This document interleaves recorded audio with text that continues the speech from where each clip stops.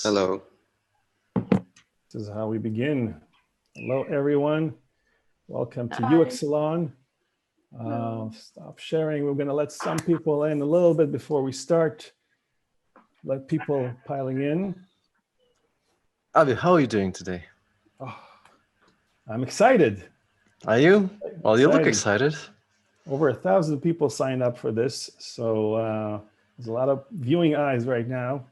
It's a bit crazy. So everybody's looking at you and your wonderful typefaces poster in the back. Yes. Why don't you share the story about your type poster while everybody else is watching and listening? This is the elements of typography. This is the best, supposed to be the best fonts, the most used fonts in the last 10 years or something. So I like to be smart like that. And also, check this out. Oh, you're doing all this snap filter thing. This is how, isn't it like people think that people do in like 2020? Oh, yes. You caught me. Well, it seems like it was a long time ago now. I don't know. It's like we're living in the future. Don't forget that. So I'm just checking in that all systems are go. And here we go. We're on live on YouTube as well. And yes. Okay, so I'm gonna just wait a few more minutes until everyone comes in. I'm seeing Leah Netta in my chat. Hi, Leah. Hi, how Where are you? Are you from? I'm from Israel. Oh, from Israel. Good. It seems like you have a nice kitchen over there in the back. It's a fake background, but thanks. Yes. So what do you do? Head of creative at a high-tech company. Oh, high-tech company. Yeah. That's good. I know that high-tech company. Oh, yeah? I don't know what it is. No. Yeah, But it's good to meet you. Nice to meet you here. There's a lot of people from around the world. Over 1,000 people signed up for this. I'm waiting a little bit for people to come in and kind of wasting some time. You know what? Let's see. Anyone else wants to chat? Is there going to be a recording on YouTube? You said this. This is going to YouTube right now as well. Okay, so what's your YouTube channel? It's UX Salon, but it's not listed. You got to go to the Eventbrite. Okay. Go to the Eventbrite page for this event, and you'll be able to see a YouTube box there as well. I'll also drop it in the chat just now if anyone wants to go there. Okay, but the chat is here, so stay here if you're already here. Like we want to interact with you, engage with you here. Okay, who is here from North America? Say hello. Anyone? Hi. Oh, Hello. Hello. Thomas. At Kansas. This is Greta from Brooklyn. Hey, Greta, Brooklyn. Wow, amazing. Nice to see you all. Yeah, hi, everyone from North America. Suman. Say hello. Anyone? Yeah, if you say hello, mute yourself back so we hear you. Hi, this is Hirsch from Detroit. Detroit. Wow, great. Hey, folks. Andy from Boston, Massachusetts. Cool. Who else? From Texas. But now it's from India. India. Wow. What time is it there? It's 10:05 p.m. At night. Yes. Cool.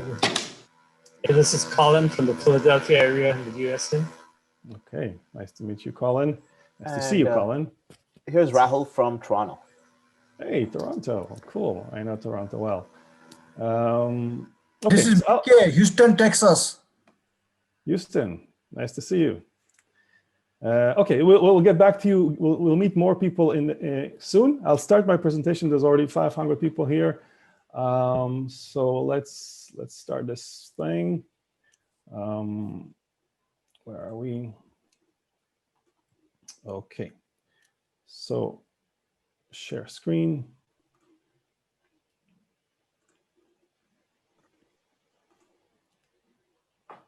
Woohoo! So hello everyone and welcome to UX Salon, UX Night. Here in Tel Aviv it is already night, but in North America it is morning. So I guess good morning, good night, good afternoon, wherever you are in the world.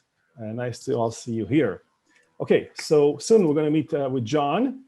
But in the meantime, if you, there is some crudding on the presentation, right? Do you see some lines? So people see lines on the. Yeah, we see it. Yeah. Oh. Yes. Yeah, artifacts. Yes, here Why also. is that? You can minimize those Zoom screens. Yep. Minimize. Okay. Let's see if I do this Working again. now. Okay, now it works. You're good. Okay. That's it. So say hello in the chat, please. Write your name and say where you're from. Introduce yourself in the chat. This is what the chat is for. Please, I want to get to know you all. I want to see where everyone is coming from. So it would be nice. Use the chat to put your city and country name. Also change your name. Put your country or your city in your name so we know where you're from as well. That would be nice. This is how you do it. There's a crudding here. Okay, this is weird, this thing. That you cannot see. Okay. That usually happens, Avi, when you have some sort of a Zoom floating window or so on top of your slides. So I should minimize it. Yep. Okay, let's see if that works. Okay. That's a good tip. There's also a feature where that they launched where you can play the presentation full screen in a window, so it avoids all that conflict that gets faced typically. Okay, thank you. Okay, so we're going to start the first 30 minutes of this. We're going to have introduction. We're going to play little games. We're going to meet Vitaly soon. Also, laws of UX will start exactly at 7 my time, which means in the half an hour mark. Maybe earlier if we manage to go through everything. We're going to have a salon discussion afterwards. Stick around for that. I'll tell you about it in a minute. And after that, we're going to have networking. We're going to actually, and I'm going to tell you about this soon.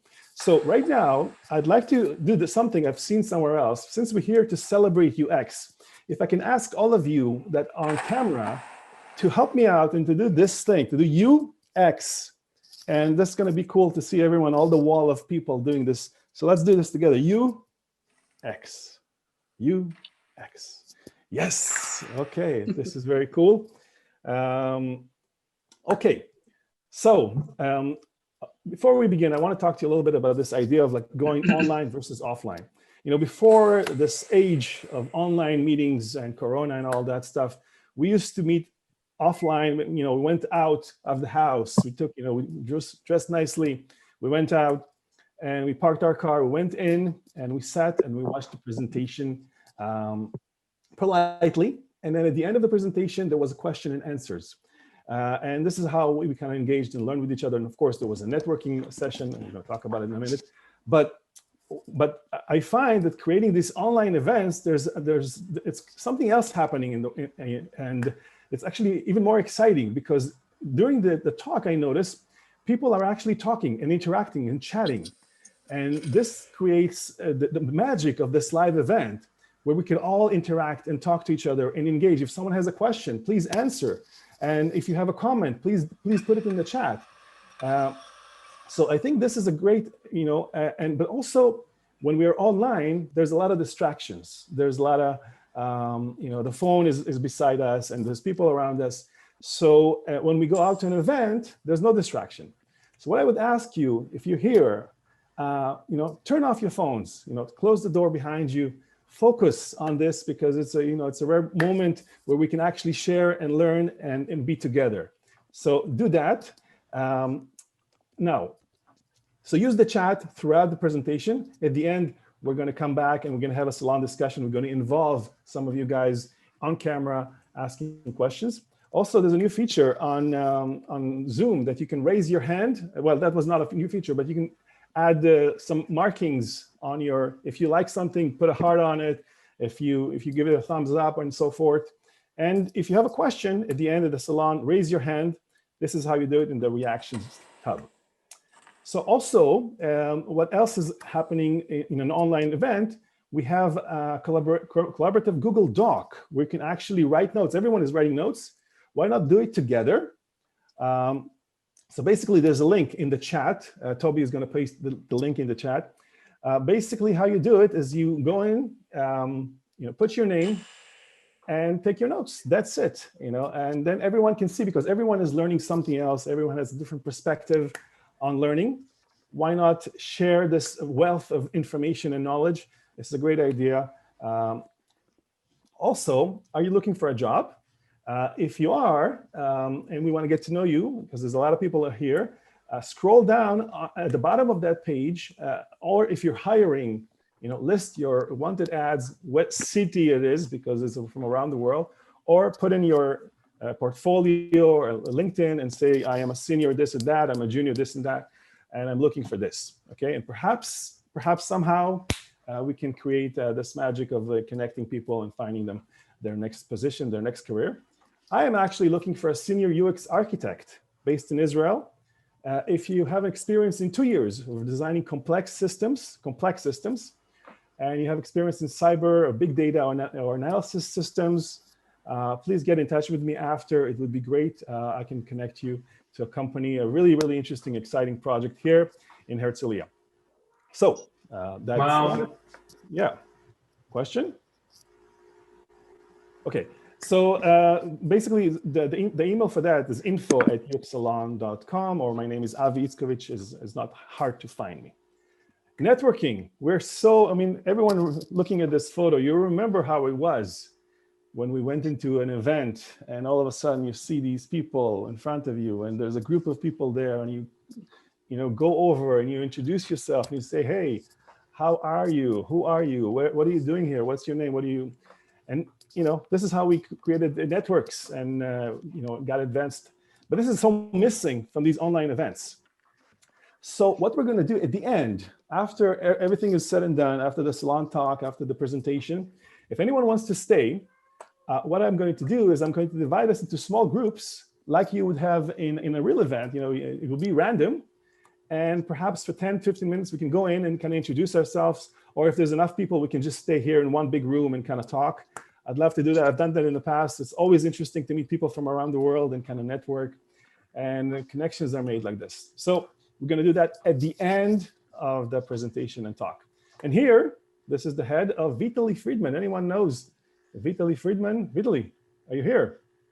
Of course I am, Avi. Hey. I'm just listening to you and to your smooth and very kind of gentle voice, I think. It's such a pleasure to be here, to be back. Thanks for inviting me. Really, it's so good to see you as well. I think last time we met was in Lithuania. I think it was many years. Well, it seems like a centuries ago now. And I think we're very similar, aren't we? We're like brothers from the other planet or so. It seems like that. Yes, indeed. It's and there's a lot of people from Lithuania here. Oh, well. hello. I want to say hello, shout out to all the Lithuanians. Vitaly, yes, I know you like cats. Not really. No? Frankly, I'm allergic to cats, but that's a very long conversation Anybody likes cats here? Please write cats in the chat. I'm just going to hijack the chat right here. And if you're more kind of a dog person, please write dogs. It seems like that's a good one. Oh, so well, there's a fight going on. If there's a misbehaving cat, the word is shkots, and then the cat relaxes. Well, as long as the cat is relaxing or relaxes, that's probably to Lithuanian cat, he's going to relax. Well, I heard that they behave properly when they're supposed to, so although that's not usual for cats. Oh, this has been such a year. It's unbelievable. I mean, for dear friends who are joining here and wondering who the hell is that? Yes, who are you? That's like well, that's a very good question. I wish I could have an answer to that question. Well, essentially, I'm one of the co-founders of Smasher Magazine, an online magazine for designers and developers. We did publish a lot of stuff over the last 15 years. It's like 3,500 articles. And today there is 3,500 first, which was published as well. And on front end and UX and all. But most of my time, recent years, actually was spent in companies where I was doing a lot of consultancy work for UX and for design, companies like European Parliament and others. That was kind of funny because then you actually learn a lot about the... Mute yourself. Yes, because in those companies, you kind of learn quite a bit, right? And so I'm just having the privilege to, be invited or just attend really cool meetups on UX and happen to be joining this one, apparently. Okay, I'm sorry. There's some noise in the background. You still here? Yes, yeah. What I was actually wanted to say though is very Yes. different, because you mentioned the difference between online and offline, and it's kind of really interesting because in the beginning when all of this happened, I don't know how you feel about this or felt about this, but in the beginning when it all started, I felt like very much lost because like, you know, everything is ruined. My routine that I got used to, like traveling and all that, was gone. But I really learned to love online, and I learned to love online, not online conferences necessarily, but online meetups and online workshops. And if I had an opportunity, I probably would prefer the online one compared to the in-person one. But that's just me, maybe. There is a lot of value online. Really? Yeah. I But think why? so. There are so many things. So we've been running a couple of workshops on our own, and I heard that I'll have a privilege to be running one with you in February as well. Let's talk about it in a minute. Yeah. Yeah, but one thing that was really remarkable for me to see is that you have such a liberation, such a freedom when you're running things online. When we're running workshops, there were so very strange things happening. Like one at a time, there was this guy who was essentially running during the workshop. So this would be a workshop that would last like 3 hours or so. So he would go to the park and he would run for the first part of it, which would be the lecture. And then he would be coming back, taking a shower, eating something, sitting down and getting ready for the practical part. How can you do that in in a seating space where you are stuck with like 40 or 50 other people? Impossible. On the other hand, you have the situations where somebody, because people turn on the camera and they sometimes forget that, and so they go and cook while listening to you. This is so intimate. This is unbelievable. I mean, I really like this notion of distorted, noisy pixels, which are so authentic. It's just kind of more authentic than real life is sometimes. I don't know if I agree with you. And I really think that we very much romanticize this idea of don't get me wrong, I'm not anti-human in any way, and I kind of like people, don't get me wrong, but I think there is this idea that we think that we go to the kitchen and then we meet other people and then other people bring ideas and then we build our ideas on top of their ideas. I really don't believe that. I think that most of the time, at least in my experience, when I meet other people at the kitchen, and sometimes it's more like an interruption than anything else, right? But of course, you can get great ideas from talking to people, but you can do that online as well. But for online workshops, I fell absolutely in love with them. I would probably never be able to go back. Someone is screen sharing. People don't do that. How do I don't even know how to stop that. You see, this is the thing that you will never get in an in-person conference or so. Like everybody has the freedom to do whatever they want. Isn't it the ultimate like liberty in here? And everybody is just the same. Like everybody is just a distorted rectangle with the kind of broken pixels. I love that. Is anybody with me at this point? Anyone? Or do you feel like that's a very fun perspective for sure, Vitaly? That's very fun to hear. Oh, well, I agree. There is a different kind of intimacy because you see people in their own environment doing their own sort of. So you're in their home, so there's a different level of intimacy, as opposed to on a face-to-face meeting. That's a different intimacy versus online. You're in their space. Right. You get to know them as a personality, a little bit about them.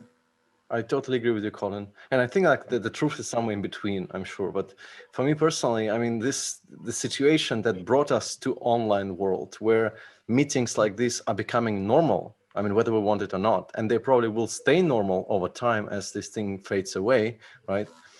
I kind of like this idea of being forced in this new environment and finding my way into getting comfortable, I guess, with how things are and being able to get access to people I would never be able to achieve otherwise, right? If you have an in-person conference or in-person meetup or so in Tel Aviv, right, you are stuck. You can, of course, broadcast it, right? But we didn't really have this culture of online meetups, really, to that degree as we have now. And so I find it remarkable that they can actually reach people from Hong Kong while also being able to reach people from South Africa and the US at the same time. That's, for me, it's a miracle. And it's free. And it's free. Yes, and it's free. Okay. Well, that's not so great for some conference organizers, I would argue, but you're right. Vitaly, I want to bring it back to some UX stuff. We're going to have a workshop next month about the navigation of all things. Oh, right. I've totally forgotten. Tell me a little bit, why navigation all of a sudden? I mean, everyone knows navigation, right? What's happening? Yeah, so I've been spending a lot. I mean, I had a bit of time last year, like a little bit more time because I just canceled all traveling when I just traveled quite a bit. And so I had a lot of time to look into case studies and work with companies, and also trying to kind of solve some issues that were kind of dominant. And one of the common issues that showed up, and this is the issue that I didn't spend enough time maybe in the previous years, is the issue of complex navigation. So when it comes to things like mega drop-downs, really complicated mega drop-downs with 3-4 nested levels, or when it comes to something like an e-commerce site with tons of filters and sorting and search and everything in between, when it comes to onboarding, all of this kind of requires some sort of navigation. And it doesn't matter if it's like a big scale project or a small one. And so I think in many ways, we're used to those patterns that are utterly counterproductive. One of them being a hamburger menu, for example. If you think about this notion of the hamburger menu, it's actually a very strange pattern to use, and yet still we just adopt it without even thinking about it twice. But if you look into data, if you look into research, you'll find out that hiding things in a hamburger menu is probably the worst thing you can do for your e-commerce site. You need to expose and highlight critical items instead of hiding them. And so there are many of those things which are also can be related to filters and sorting. How do you get it right? Right? Especially when you have a very complex system, like an e-commerce retail system or this kind of thing, like think Nike.com, right? How would you make a really decent, beautiful, nice, well-used navigation there? That's not trivial at all. And so what I actually wanted to do in February with you and kind of people who are going to join the workshop is to spend 3 days, but not full days, kind of 3 times 2.5 hours, if I'm not mistaken. So that would be, if you like or do not like Valentine's Day, this is just afterwards. It's 15th, 16th to 17th of February, where we can dive into some of those issues that are everywhere. And the best part is everybody can bring in their own navigation problem of their own existing site or application or anything, and we're going to try to fix it on spot.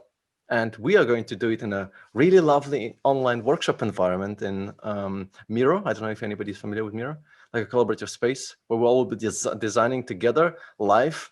And this is going to be great because it's online, cool. Avi, because it's online. I've seen that. That's really cool where everyone comes together. And it's going to be, like I said, 2.5 hours for 3 days, short, but concise and to the point. Thank you, Vitaly. I'm really glad that you joined and you're joining us to this presentation. My pleasure. Thanks so much for having me. I'm looking forward to February, right? And yes. I'm not trying to be salesman. I'm a really bad salesman. I really promise. I really am. But Avi, it might be a good idea to plug in a link to that workshop just in case if somebody is Toby, please put in the link. Also, by the way, so I have a surprise for you, Vitaly. Let's see here. I will share the screen again.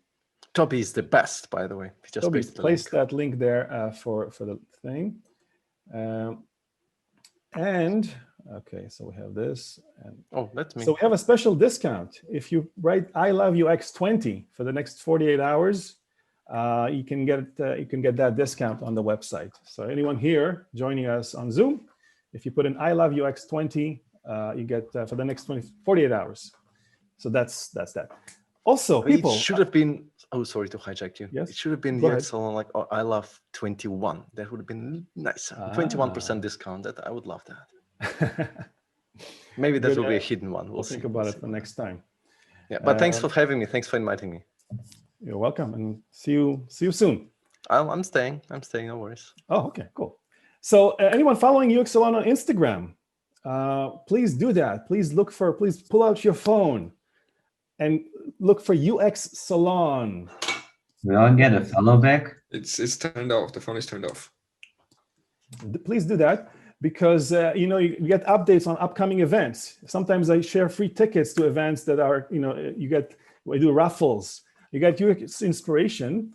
And also, I'd love to see how it looks from your end. How are you looking at us? Last time someone was watching with his cat. This is the view. So if you are watching it, please tag UX Salon. Take a photo of your screen or whatever, your living room, whatever, how you see it. And share with us, and I'll share and reshare it on UX Salon and make you famous back. So that would be really, really great to see how you sing it, and of course, would be great to see you follow UX Salon. So also, by the way, Vitaly, do you know that I'm doing UX wear? There's like a line of T-shirts you can buy if you love UX design. There's all these T-shirts on the website. Yes, so if you go to uxsalon.com/uxwear. why go to work naked, right? Wear something that represents what you do. That's reasonable, Avi. Yeah, I think. Right? Yes. That's cool. Well, I had no idea, so I'm going to Yeah, watch out for I had this. some free time, and I think it's really great. And I actually ordered some, and they really feel good. So if I would love to get some socks if I can. Socks. Oh, this is the next startup. Okay. So if you have an interesting talk, people, if you have an interesting talk, please send me a message. I'd love to hear from you for the next events. Okay, so now I'd love to introduce Jon Yablonski. Is this how you say it? You nailed it. Yes, cool. Jon is the author of the book Laws of UX, and we're going to watch this presentation in a few seconds. If you want to have a copy of the book for the next 30 days, Toby, please paste in the link for the O'Reilly's online learning. You sign up for that, and you get 30 days of the book with other books as well. But there's a special link, and thank you, Jon, for this. Also, Jon offers 20% off on the posters for Laws of UX. So if you like that, just put in UX alone. There's a code, and you get 20% if you want to order the posters, so you can remember today's presentation forever on your wall. So that's it, Jon. I think it's time. The floor is yours. Excellent. So I will have you share your screen. All right. Cool. So go for it. You should be able to see my screen now. Yes, we do. Great. Okay. Well, thank you everyone for joining. I'm absolutely flattered. You'd want to spend your evening or afternoon or morning if you're in North America with me. So let's get started. Today, I want to talk about how designers can use psychology to design better products and services. Let's see here. All right, so first, a little bit about me, though. I'm a multidisciplinary designer, speaker, writer, and digital creator. I'm based right outside of Detroit, Michigan. And currently, my focus is on building the next generation of in-vehicle interactive experiences as a senior product designer at GM. So as a designer, this is the kind of thing I'm really interested in. Not necessarily medians or landscaping even, but paths, the paths that people take through the landscape. And, as a UX designer, obviously I'm very specifically interested in the digital landscape and how people kind of navigate the digital space and interact with things. And I really think that, as a designer, understanding the kind of core mental blueprint that we all share as human beings is a core part of doing this, right? It helps us as designers kind of build technology, products, and services around the way people actually think, instead of, really requiring them to bend to the technology, and really building more human-centered, intuitive experiences as a result of considering that mental blueprint that we share as humans. And this kind of, interest has really driven me to explore a lot of different things. Most significantly, a project called Laws of UX, which was a website I launched about 2 years ago today, actually, that really helped me as a designer kind of create the resource that I was looking for. I was looking for, something that was visually engaging, and then also made it very clear where that intersection of psychology and UX design was, and what was important to understand about it. And what I was finding back in 2018, 2017 was, a lot of academic research papers that were hard to really decipher, or marketing articles that didn't go quite deep enough. So I decided to create this project and really use it as a platform to explore and document what I was learning at the time. By the way, if you've been following Laws of UX, the website, I'm getting ready to launch a new version of it. It's more of a revamp, if you will, that'll be coming out soon. So keep an eye out for that. But what I'm here to really kind of go into today is the book, Laws of UX, Using Psychology to Design Better Products and Services, which was published by O'Reilly back in April of 2020. And I'm very proud of this book. It gave me an opportunity to dive a lot deeper than had what I detailed on the website. Really kind of explore, you know, the things that I think are important for designers to understand about these heuristics that are detailed on the website. And that's, you know, who were the psychologists that originated the thinking? What were the studies that were relevant to the evolution of that heuristic? And really use the book as a way to really deconstruct familiar apps and websites that we're, you know, already kind of familiar with, and do that in the context of these heuristics to really drive home how they intersect with, you know, how psychology intersects with design. Because, you know, if you came from a background that didn't originate in psychology, you might not have that kind of foundational knowledge as a designer that I think is really beneficial. So I really wanted to make these heuristics a lot more accessible to people, and really provide a very practical way to make the connection between psychology and design. And this book was a platform to really dive into that.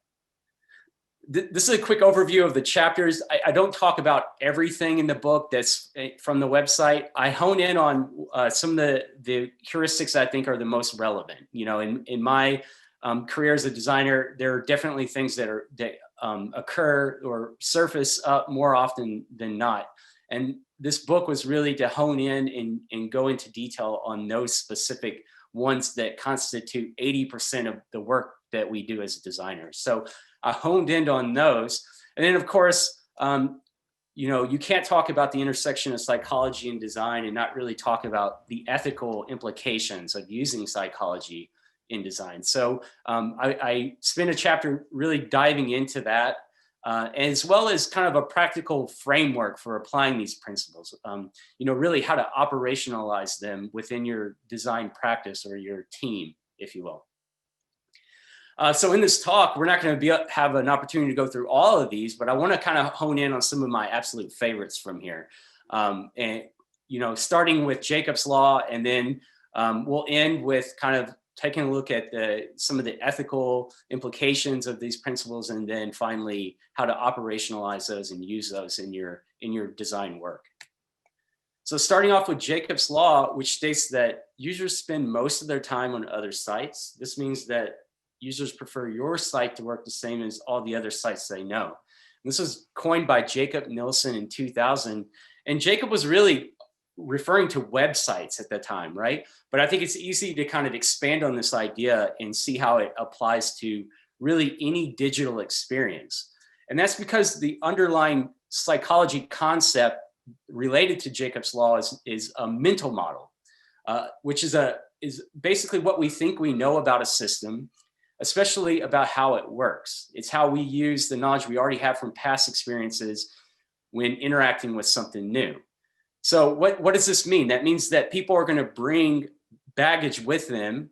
They're going to bring an understanding with them every time they engage with something that you've created, a product, a service, a VR experience. They're going to bring what they understand or similar experiences that they have into that to kind of inform what they think they should be doing, how they should be interacting with the service or app. And the implications to this are many, right? I love using this example to kind of make the correlation between mental models and the physical space, because if you look at the left, this is a NASA control board. And, you know, I just love control boards like this because they always feature like Futura all over it. And there's these beautiful kind of switches and toggles. But if you look at those closely and you look at the digital equivalents to the right, you can see that the designers of early web controls really were, taking a direct kind of inspiration from the physical equivalents on these control panels. Things like switches and toggles and radio buttons really have a direct correlation to their physical counterparts. And you can say that the designers of these early web controls are really building upon the mental model that people already had of how these kind of controls work, right? They were building upon that and translating them into the digital space so that people would understand kind of intuitively how to interact with them. Another example I point out in the book is this seat controls panel that's from I believe a Mercedes vehicle. And this is really interesting in that, you know, the designers of this vehicle could have very easily have just put these seat controls in a horizontal row and, you know, called it a day. What they did instead, though, was build upon people's pre-existing mental model of what a seat looks like, the shape of a seat. And then they formed the buttons to manipulate the seat in the shape of that seat. So people kind of intuitively know which button to interact with to manipulate which part of the seat. This is a great example of building upon a mental model that already existed in order to create a more intuitive experience for the occupants of this vehicle, especially when they want to, you know, manipulate their seat. And then, you know, another example I'll point out in the book that is ubiquitous, it's all over the place, and we're probably all too familiar with this with COVID-19 is online shopping. And I think, you know, e-commerce websites are very interesting in that they all follow very similar conventions, very similar patterns as far as design goes. So product tiles that feature prominently the pricing and description of the product, you know, the kind of grid of product even, and then of course the shopping cart icon in the top right corner where you can typically find these. And even the concept of a shopping cart icon itself is a direct carryover from, you know, the physical counterpart from grocery stores where you would go around and put products in your shopping basket, right? So it's very interesting to see how, you know, not only are we borrowing from the physical counterpart of like a shopping cart, but then also, you know, the conventions that these e-commerce websites use are very ubiquitous. They're very similar. And that's because the last thing you want people to do when they come to your e-commerce website is figure out how to use the website, right? You want them instead to focus in on buying product, which is why they came there to begin with. And following very familiar patterns and conventions allows them to do just that. It removes all the friction that would be there if they had to kind of relearn how to use a website. And instead, they just kind of instinctively know how it works because they visited other e-commerce websites. When we talk about mental models, there's also a concept known as mental model discordance. And this is when the mental model that exists doesn't quite match up with this, you know, new mental model that they're having to form. And in the digital space, there's where you see this kind of rise more often than not is with like redesigns. I think one company that's always been really great about redesigning their products and services has been Google, and, you know, by extension, YouTube. Because when they launch a new product, say for example, when YouTube did a redesign back in a couple of years ago, they gave people the opportunity to opt out and go back to the older experience for a certain amount of time.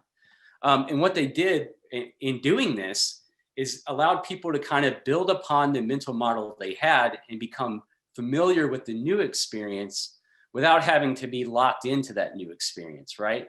So that it's mitigating the mental model discordance that would have happened had YouTube just flipped the switch with a redesign and instead let people kind of get a little bit more familiar with it over time.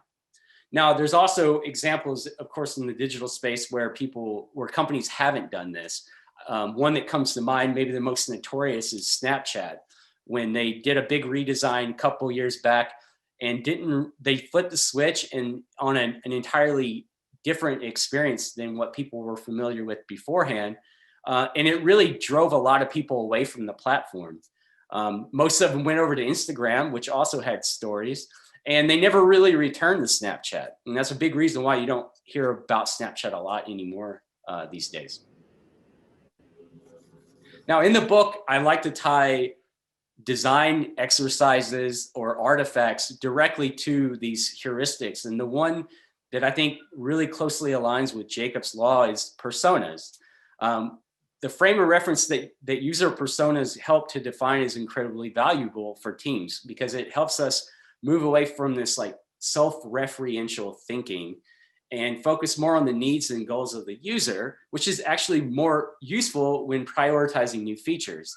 So user personas help us to kind of get out of the mindset of, as a user, I would do this or I would do that, which we've, probably all heard in a design critique, and instead start talking about who the actual audience is and what their needs are, and framing features in the context of those people.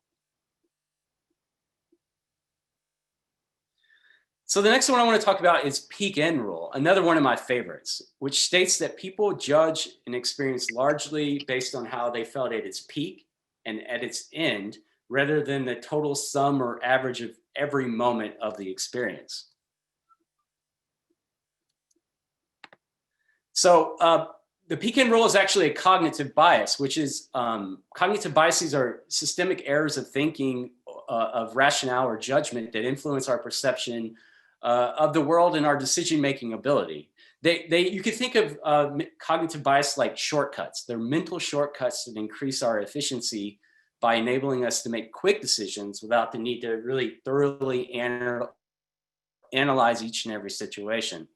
So scientists actually estimate that approximately 95% of our cognition happens unconsciously, below the threshold of consciousness. And that's because as humans, we're faced with thousands upon thousands of decisions every single day. If we were to thoroughly analyze each and every situation, each and every decision we had to make, we'd be, quite frankly, crippled by the decisions that we had to make. We'd be paralyzed. So instead, our minds have developed these processes of shortcutting that, analyzing each decision, and instead allows us to kind of unconsciously make decisions to get through, just the sheer magnitude of decisions we have to make every day. Unfortunately, these kind of unconscious systemic, processes, shortcuts that we have, they're sometimes a little faulty. They're not always accurate. And sometimes they can lead to errors. And you see this a lot of times in relation to things like memory. So this was actually discovered by Daniel Kahneman and his associates. And the trial I point out in the book is called When More Pain is Preferred to Less, Adding a Better End. And in this study, Daniel Kahneman basically split participants into two groups. Trial one, which was to stick their hand into cold water for 60 seconds. The second group was to stick their hand into the same temperature water for the same amount of time, but then dunk their hand in slightly warmer water for approximately 30 seconds. What Kahneman found was that it was actually trial two, the group that had their hand in the water the longest, that it actually thought back more favorably upon the experience overall. And this is kind of surprising. It's counterintuitive to what you would think, because after all, it was trial two, the second group, that had their hand in the water the longest.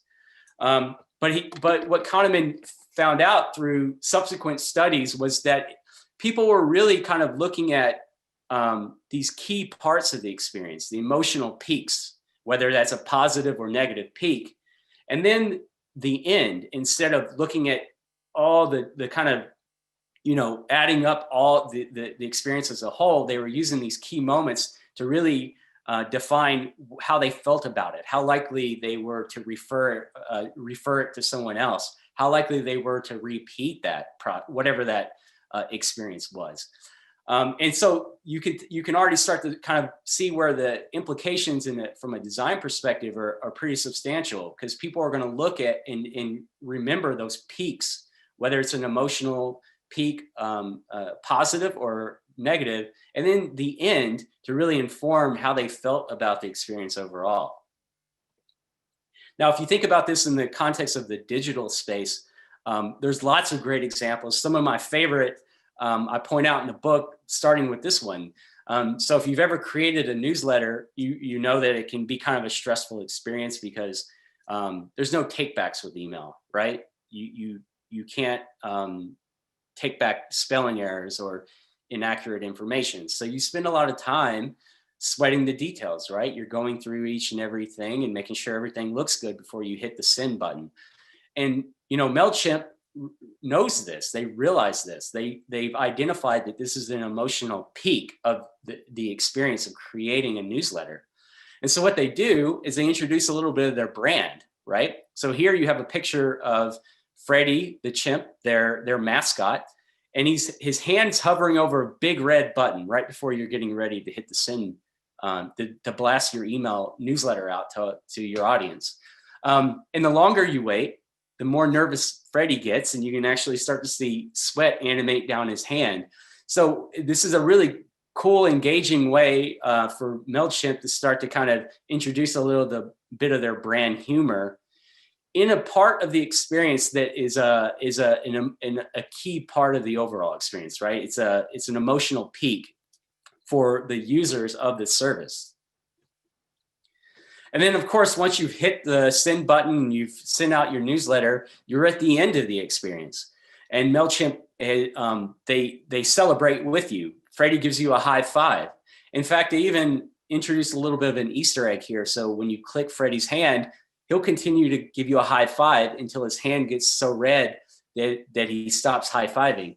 And it's just a little, again, MailChimp bringing in their brand humor, which they're really well known for, into a key part of the experience, the very end, to really kind of, celebrate with you that this experience has come to an end and you've successfully sent out an email newsletter. Another great example of this can be found with apps like Uber Express Pull. And, Uber is one of those teams that just has a top-notch user experience research team that really understands their users. And they were doing research around what's the biggest pain point of using their app. And what they realized that it's actually the wait time, the time between when they've ordered a ride and the time that the ride has actually arrived. And so what they did is started to look at, well, how could we, circumvent that? How can we mitigate the pain point of waiting for the ride? And what they realized is that through a combination of things like providing some kind of, animation to engage people, a little bit of operational transparency so you can see more about your driver, more about the vehicle. And then finally, a progression of steps or how far away the driver is to your location. And what they discovered is through these kind of combination of design decisions, they were able to mitigate the wait time pain point of users and dramatically reduce the amount of drop off that they had during this time when people were using their app. And once again, I think it's valuable that we connect the design exercises that relate to each heuristic. In the case of peek-in rule, I think it's one of my favorites is journey maps. Make a lot of sense, right? Because they're invaluable for designers to visualize how people use a product or service through the narrative of accomplishing a specific task or goal.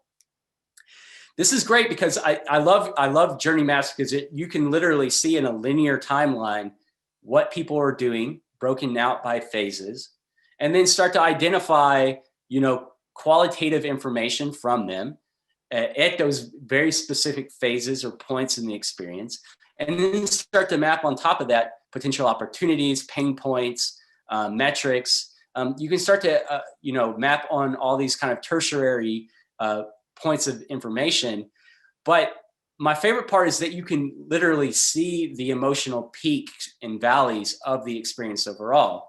You can visualize where is it that you want, where you need to kind of mitigate some pain points of the experience or capitalize on an emotional peak and use that to kind of, improve the overall user experience. The last heuristic I want to talk about is actually called Hicks law, which states that the time it takes to make a decision increases with the number and complexity of choices available.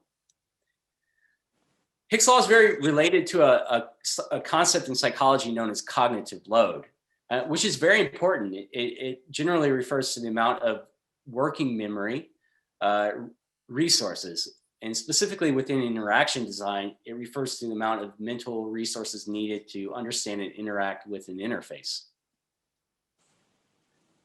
I love to kind of describe cognitive load in the terms of a simple graph. The more options or stimuli, or you could think of them almost as UI elements that are available on the screen, the reaction time of the user will go up proportionally. And very much related to that, working memory, which is very similar to, you could think of almost like computer RAM. There's only a finite amount of slots available. And the more slots that are occupied by data, by memory, the slower the process, the system begins to run. And it turns out human beings and our cognitive abilities are very similar to this. We have so many slots available for our working memory. The memory allotted to making quick decisions, and interacting and finding information that we need. And the more things that we have to cognitively keep track of, the longer it takes us to react. Now, if you make a correlation to this in the physical space, one of my favorite examples of this is like the ubiquitous universal TV remotes, which are like mini little cockpits on a piece of plastic. Even people that kind of understand these remotes and know what they're looking for it takes a minute to kind of process all the controls on here to find what they're looking for. Which led to one of my most favorite phenomenons on the internet, grandparents' remotes, right? So these are examples that you can find all over the internet of grandparents that have, recruited their children or grandkids to help them understand the remote. And the solution here is to tape off all the buttons that are completely unnecessary for them as a user to use the TV, right?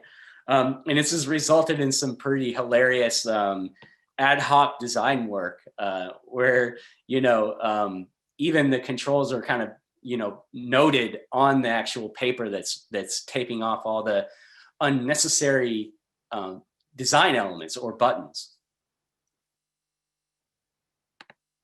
And these kind of remotes, they stand in stark contrast to what we're way more familiar with now, these smart TV remotes, which by comparison dramatically reduce the amount of cognitive load by really reducing down the interface of the actual control itself. Another great example of this in the digital space is actually onboarding, right? So onboarding, a lot of the apps, when you first launch an application that you just downloaded, it's going to take you through a walkthrough of all the features, and you're expected to remember all those features and how they work, and then they drop you into the application. I don't know if many of you remember when you first opened up Slack for the first time, but what they take is a very different approach called progressively onboarding users. And they do this by first dropping you into Slack and not giving you any features except for being greeted by Slackbot. You're in a safe space here. You can message back with a robot without fear of getting it wrong. And what you're doing in the process of doing this is really learning the key feature of the app, of Slack, which is messaging. And it's only once you've done this that you get exposed to the additional features of the application. It starts to show you where other things are and how to use them. And what they're doing by doing this is really minimizing the cognitive load people have to kind of take on to learn Slack by first introducing them to the core feature of the application, messaging, and only then, once they've understood how that works, exposing them to the additional features that the app provides. Another great example here is the Google homepage, which has remained relatively unchanged, maybe since its entire lifespan. And its advantage is really its simplicity. All it is a search input. And there's zero friction here. All you're doing is entering a keyword. And it's only once you've entered a keyword for whatever it is you're interested in searching the web about that you get exposed to additional controls. So you hit enter, and now you have the ability to filter by images, videos, news, shopping, etc.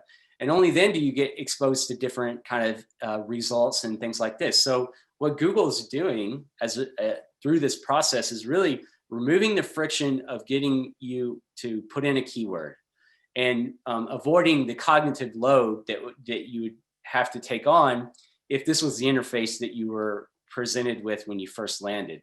And it's only once you've entered a keyword that you get exposed with these additional options. And once again, a design exercise that I think is very relevant, and also very kind of relevant to what Vitaly was talking about earlier with navigations, is the exercise of card sorting. So it's great for figuring out how items should be organized according to people's mental models by having participants or organize topics within groups that make the most sense to them. Now, I've obviously, as a designer, taken a swipe at designing a navigation with multiple levels and categories, subcategories, and did it in a way that I thought made the most sense. What card sorting gives us is a tool for understanding how people, the audience that would actually be using the navigation, how they would kind of navigate and find information within it. By sorting in the categories and allowing for them to kind of map out their own mental information architecture, you can then use that to inform your designs instead. And the result is a navigation that's, quite frankly, more human-centered, more intuitive to the actual people using them, as opposed to you, the designer. Now, I mentioned earlier, it's practically impossible to talk about psychology and design and how those interlap without also talking about the ethical responsibility that we carry as designers when it comes to using psychology in design. I think it's really critical that we consider how products and services have the potential to undermine the goals of the people actually using them. In the book, I talk about this little contraption known as the operant conditioning chamber, AKA the Skinner box. This was a device used by American psychologist B.F. Skinner to really study how the behavior of animals can be shaped by showing them a stimulus, say, for example, a light that shows in the box, and then training them to behave or respond a specific way. And this is really the beginnings of behavioral psychology, really. How can behavior be shaped through stimulus responses? I think in the physical space, you see a lot of examples of this. Things like slot machines come to mind. But unfortunately, I think there's just as many examples of this in the digital space. And the first one that I like to point out in the book is the pull down to refresh pattern that was introduced by Twitter, which is, not only very similar to pulling a slot machine lever, but it functionally is providing the same thing that the Skinner box did. It's giving invariable rewards to people. That could be a tweet from someone you follow, a company that you follow. Maybe it's a photo that you were tagged in. It's always different. And this is aligned with what B.F. Skinner actually found, was that he could condition behavior, especially compulsive behavior that happened over and over, by always changing the rewards, right? It's always different. So, it could be, in the case of Twitter, it could be, someone you're following, that's the tweet you see. It's always different. And this has kind of led to a lot of compulsive behavior of continuously kind of pulling down to refresh your feed, that's found its way into other applications as well. Another good example of this, and an example of how technology can actually shape behavior as well, is the autoplay feature that you can find in apps like YouTube or Netflix. And really what this is doing is kind of removing the need for us to consciously make a decision as humans, right? We can start to kind of passively consume content without having to do anything. And while it's incredibly convenient that I don't have to choose what my next video I'm going to watch will be, there's downsides to this too that I think we should address. We should be cognizant of. I, like many, have probably gotten stuck into a rabbit hole of watching YouTube videos or binge watching on Netflix and losing a lot of time that I wouldn't have otherwise lost if it hadn't been for this autoplay feature. And another example, very ubiquitous example at this point, is the like button that was first introduced by Facebook, which was obviously introduced initially to, introduce a little bit of positivity to the platform, right? You can engage with people's content a little bit. Unfortunately, I think it also has negative consequences that we're starting to realize, and scientists are starting to realize the impact of this is because it plays really directly to the human need for social affirmation. We need to be kind of, affirmed by our peers and our social circle. And we search for fulfillment of this need through features like the like button in Facebook. And we're starting to really see the impact of that on especially susceptible people, humans like teenagers and young, younger people that are on the platform. I think this kind of, it speaks to a broader kind of pattern that we followed in the digital experience industry of moving fast and breaking things, right? We didn't really think about the consequences of a lot of these features. They started off maybe as very innocent features that someone thought of, and next thing you know, they're rolled into the application and millions of people are using them. Unfortunately, I think we didn't really think too thoroughly about the kind of longer impacts of what those features could have. How they could potentially undermine people and the goals that they have, and really affect them in a negative way. And this is very much related to this kind of broader organizational focus over time. I love this graphic by Jesse Weaver, where he's really just highlighting where an organization, and by extension, a design team, where their focus goes over the lifespan of a product, right? It begins by trying to focus on human problems, right? You start off and you're trying to address how people can get to from point A to point B without having owned their own vehicle, or how can people stay connected to their broader social network without physically being with them. And then over time, these human problems that are being addressed start to be replaced by business-centered problems. Maybe the company gets acquired and they need to make so much in revenue every month or every quarter. And you start to see the focus of a team shift from human-centered problems to business-centered problems. And this obviously has negative consequences. The way we determine as designers how successful something is through data, right? We look at quantitative data.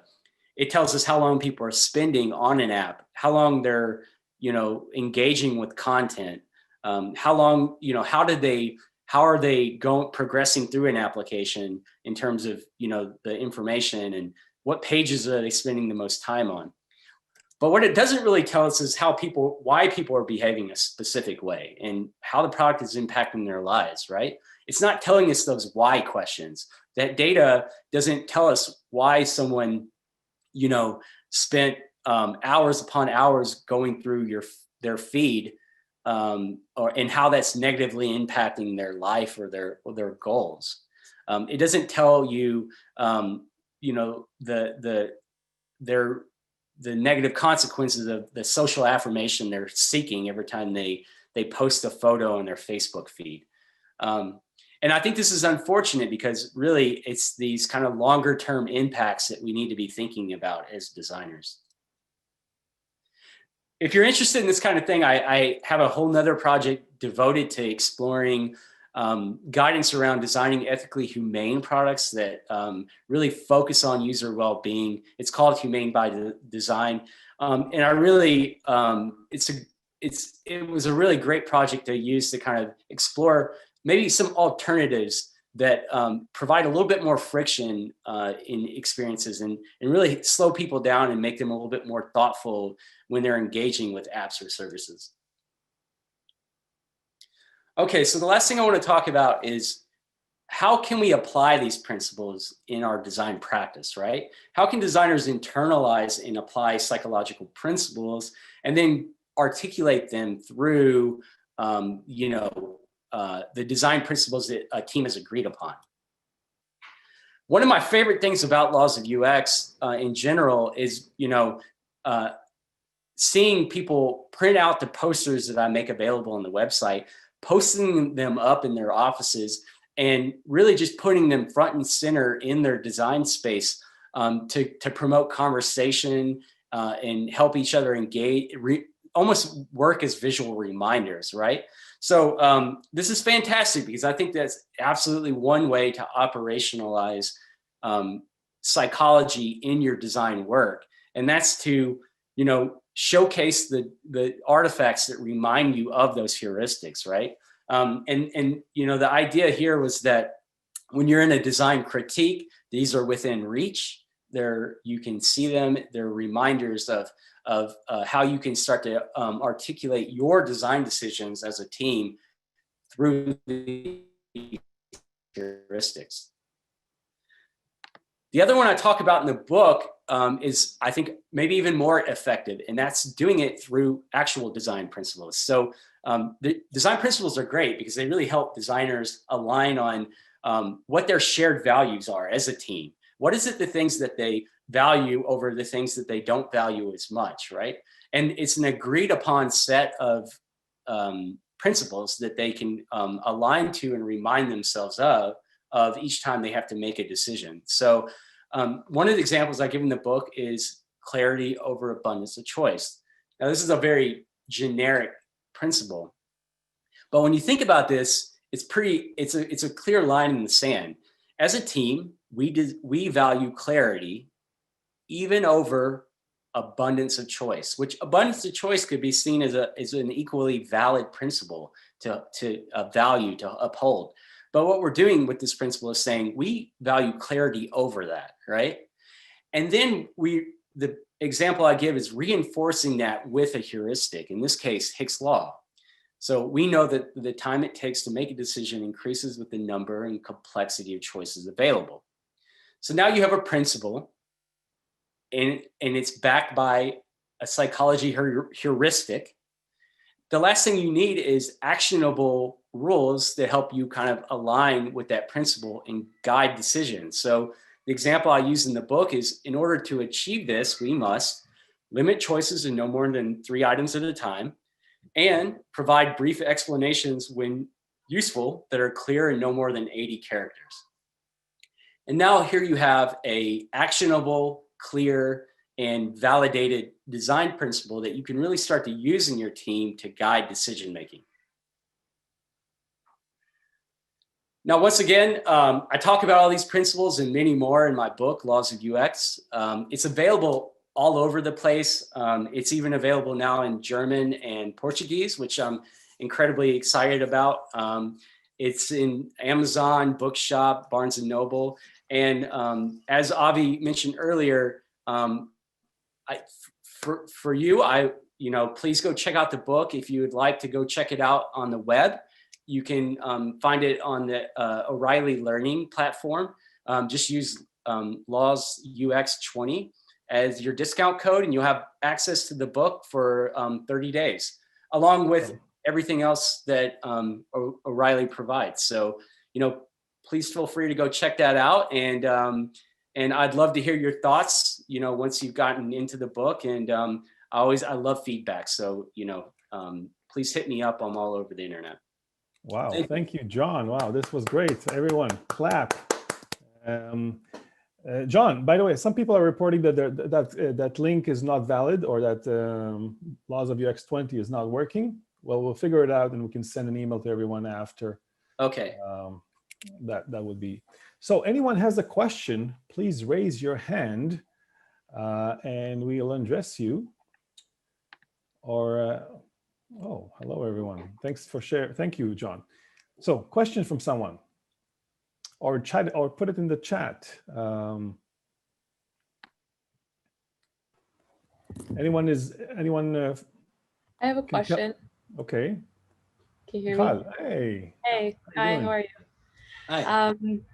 Hey, thanks so much. It was really interesting. One of my questions is, I guess, with psychology, psychology could be applied to one thing in so many different ways. So how many of these principles can you use at a time? And I could imagine it getting very overwhelming to address a bunch of different principles at the same time. So how do you choose which ones to go with? And yeah, if you can elaborate more on that. Yeah, sure. That's a great question. So, I mean, I think really it comes down, what I found is there's typically going to be a predominant principle that kind of relates to whatever it is you're doing. If you're looking at a specific feature, it's probably going to be, one heuristic that really is most relevant. And then there's going to be secondary heuristics that generally apply. So it's always kind of multifaceted. There's always multiple, but there's usually one in general.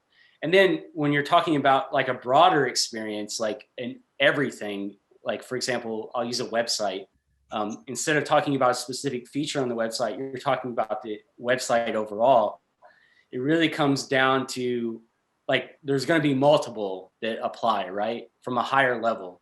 And that's where I think, that practical application that I spoke about at the end of the talk, and it's the last chapter of the book, really hones in on that one specifically, because I think that more often than not, we are evaluating an experience as a whole and not focusing in on individual features.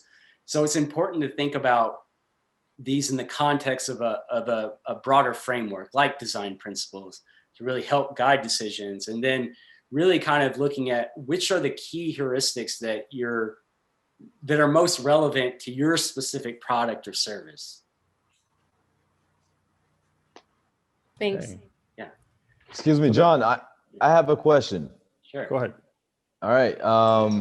My question would be more like career-wise or a little more practical. Basically, I wanted to know what are the kind of reactions you get from your colleagues, or let's say from whoever's like the product manager, when you try to bring a new idea, or try to break the mold with the UX laws that you proposed, or with any other idea that you have. Since I know that most companies try to stick to the Silicon Valley methods of operation, and they try to really work the way they have always worked. So like, what are the kinds of reactions do you get, or have you gotten? That's a great question. And I think that really it comes down to using these heuristics to really kind of try to either shake people out of that kind of, this is the way we've always done things, or validate the kind of thinking that's already there. In fact, when I first kind of got interested in doing the project Laws of UX to begin with, I was working on a team and we had no data available, but we were still having to kind of, justify a lot of design decisions. And honestly, that quickly devolved into well, this is the way we've always done it. This is the way we should continue to do it. And there was no really way to oppose that because there's no data that justified doing otherwise, right? But what I actually discovered, and it's what got me interested in the project to begin with, was, well, what if we were able to speak in terms of general psychology? Right. This is the way people generally interact with interfaces and the things that they are susceptible to from a psychology standpoint. And if you can frame up decision-making in that context, it helps to just validate design decisions that much more, and really help to kind of boost thinking away from this is the way we've always done it mindset.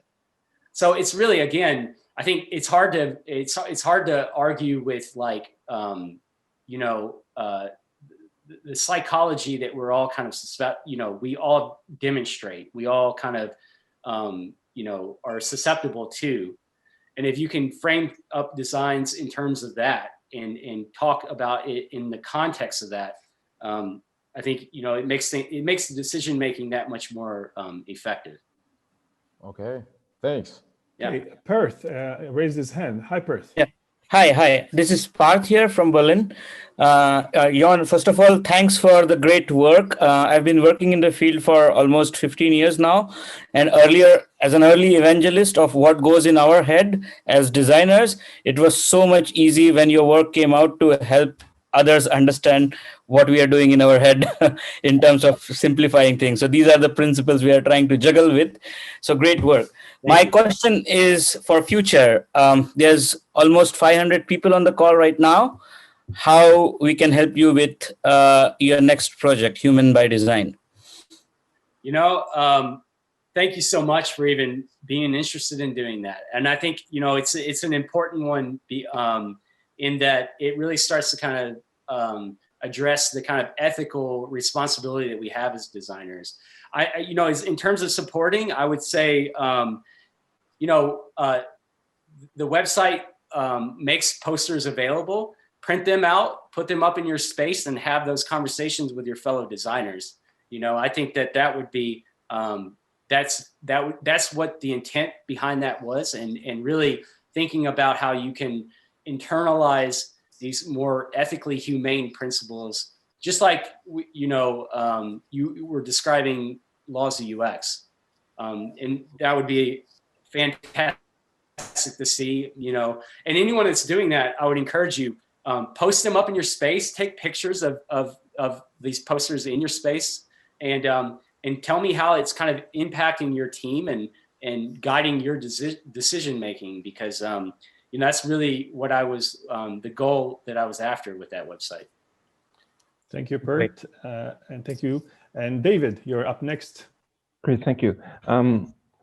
Jon, a simple question about your current experience at GM. Do you find in-vehicle design to be more restrictive, and are the journeys much less steep, partially because it's in-vehicle design and you have to be concerned about safety? Yeah, no, it's a great question. Yes and no. I think it's auto's in an interesting inflection point, because I think they've started to, auto companies have started to think about their digital experience within vehicles as more of the vehicle as a digital platform overall. And that's kind of changed the conversation. Traditionally, automotive UX has been kind of fractured off from the general UX community. And I think you're starting to see with autonomous technology and electrification and all these things happening in connectivity, that the UX problems that exist in the automotive space are really part of a broader platform, digital platform problem. And it's very interesting. At the same time, the regulation on the automotive industry, I think, keeps people safe, but it is unique. And I actually think that it's the broader UX community that could maybe benefit a little bit from the regulations that exist in the automotive space, right? One of the things I talk about is one of the biggest surprises that I had coming to the automotive space coming from web and mobile was that their emphasis on safety of the vehicle occupants through regulations and things like that was significant. And I learned a lot through that. And it made me realize that there is none of that in the consumer electronics space. There's no governing regulation that's going to say, this app that just launched is way too sticky. People spend way too much time here, or it's way too distracting, or things like that. And I think some of that the consumer electronics space could probably benefit from. Okay, thank you for that. There is a question from Andy. Jon, thank you. Great presentation. I'm Andy from Boston, Massachusetts. My question is, back when you were working in web and mobile, were there any attribution tools you were using to measure the data that really worked well with your design philosophy? Yeah, I mean, basically all the same kind of qualitative and quantitative, tools that you would expect. I was, already familiar with, and I think that, one of the things that I was doing a lot of at the time was looking at things like time to task, how long are people spending in the application, looking at those numbers to indicate what success was, right? Like if you're creating an app and you see people spending a lot of time in that app, you equate that to a successful metric, right? And you know, one of the things that I think was absent in that, and I try to emphasize more and more now, is the qualitative part, right? Talking with people and saying, well, what were you doing in that time? And how is it augmenting your capabilities as a human being? How is it getting you closer to your goals, as opposed to, you know, you're just spending more and more time scrolling through a feed or whatever it might be. So it's that emphasis on getting people closer to their goals, and not doing any more than that, you know, not looking at numbers just from not looking for success metrics through numbers, but through qualitative feedback from actual people that they're you know, getting value out of the service or app. Very good. Thank you so much. That's a great Wow. question. John, this is so cool. I'm really I love your stuff. It's amazing, and thanks. Thank you. Okay, one more. There's questions. Sure. Who else?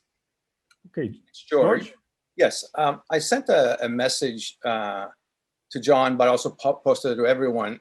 If he thinks it merits consideration or an answer, I'd like to hear from him, but I'm not sure, so I would ask to have a look. What is it? Do you want me to read it out? If it's relevant for everyone, sure. If not, we can John look at it. Yeah, I'll let him look out, decide, because you know other people want to Okay. ask questions too. Thank Anyone you. else? Question. Paul has a question here, I see. So Paul asked, do these laws apply differently to mobile versus web? No, if they don't. You know what's really interesting that I've found, even moving into the automotive UX space from app and web, is that technology changes, right? The interfaces and the conventions even sometimes change on how we interact with this technology. What doesn't change is our underlying kind of blueprint that we share as human beings, how we process information and interpret that, and then use that to inform decisions and interact with interfaces.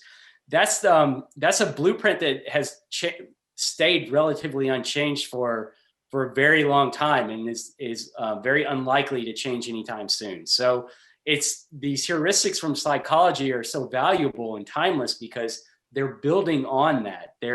They speak to that underlying blueprint that we share from a cognitive and behavioral standpoint, and inform how we can build really anything to more align with how people actually see the world and process information and make decisions. Okay, thank you. I definitely agree. I know you have a few more minutes, John, with us. You have to go. So maybe one more question. And then, by the way, people stick around because we're going to do some networking. It's going to be a lot of fun to get to know you from around the world. So one more question. There was a question I saw earlier about other books that you recommend in this field, or more resources. More resources, absolutely. Like in relation to your book or to your talk, yes. Yeah, absolutely. So, if you haven't already, I would encourage everyone to visit lawsofux.com. I keep that content up to date with further reading regarding each heuristic, and I'll be adding a bunch of new ones here soon, new heuristics. So, please stay tuned to that. And obviously, in the book, I point out quite a bit as well. And just regarding ethics, I think there's a whole kind of collection of further reading and resources and tools that I track on humanebydesign.com as well. And that was really interesting in that I think I'm kind of reading George's comment now. And I think, yeah, there's a lot of thinking that's been happening around this topic of ethics and design for quite a long time.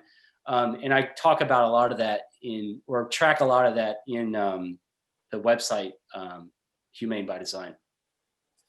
Okay, thank you. A question from Karen. Karen Kenzie. Hi. Yeah, hi. You talked about the cognitive bias of the pig experiment. What about the negative bias that we as humans have to remember the negative as the most, to take the negative as far more important as the positive, even if the positive was so high and we experience a great thing, then we experience something negative in the app or something, and then it's like we tend to have this negative bias.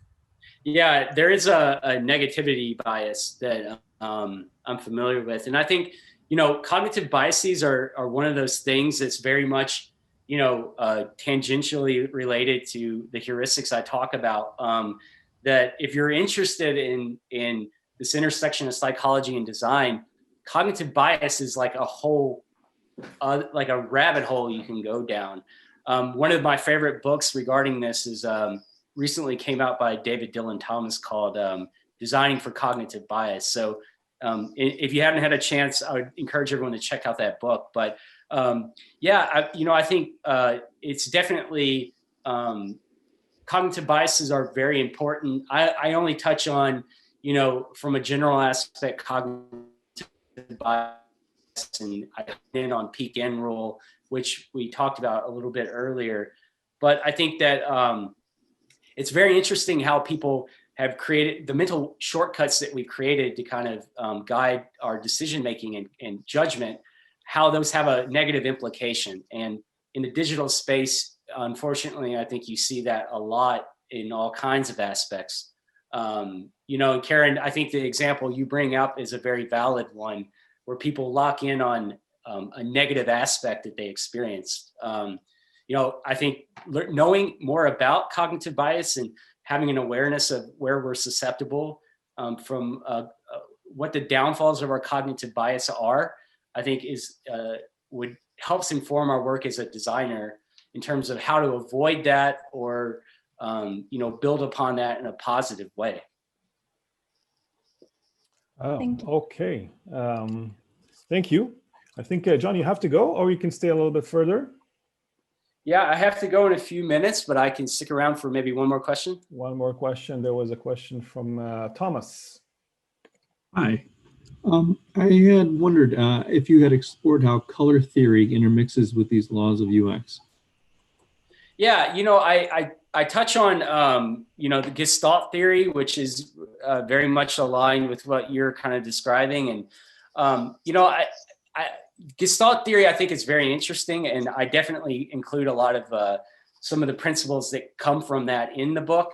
But I don't spend too much time on Gestalt theory or color theory in general, because, I'm really trying to look at, from a broader standpoint, user experience overall, and not really just, I think color theory has implications very much to, it leans more toward UI, in my opinion. But, I think it's very interesting, and I've read a lot of really great work around color theory and how that impacts our design kind of processing. So, I lots of thoughts there, but I didn't talk about too much of that in the book. Okay. All right. I think that I'd like to thank you, John, for this amazing presentation.